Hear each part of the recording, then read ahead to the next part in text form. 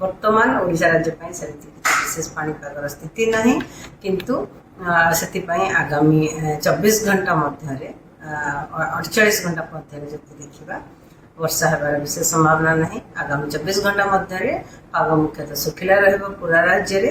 ता सहित झारसुगुड़ा और संबलपुर जिले में गोटे दुटा पॉकेट्स रे हीट वेव होबार संभावना रही।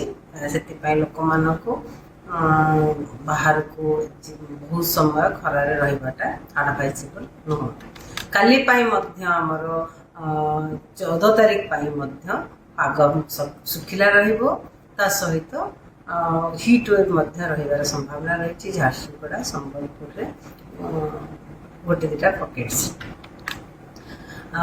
आमर 15 तारीख रे राज्य रे कामा जगार वर्षा होबार संभावना रही। मोस्टली हल्का वर्षा रहिबो किंतु गोटे दुटा स्थान रे हल्का मध्यम वर्षा होबार संभावना रही।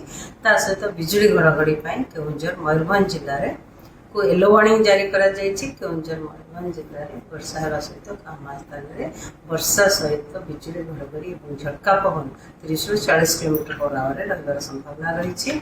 16 तारीख राज्य में वर्षा रहिबो। मोस्टली हल्का वर्षा रहिबो किंतु कामा स्थान में हल्का मध्यम वर्षा होबार संभावना रही। वर्षा सहित बिजुली घड़घड़ी वार्निंग जारी करा जायछि। बिजुली घड़घड़ी आमर मयूरभंज केउंझर बालेश्वर भद्रक जाजपुर ढेंकानाल कटक केन्द्रापड़ा जगतसिंहपुर खोर्धा जिले में कामा स्थान में बिजुली सहित घड़घड़ी और झटका पवन 30 ରୁ 40 km/h रही।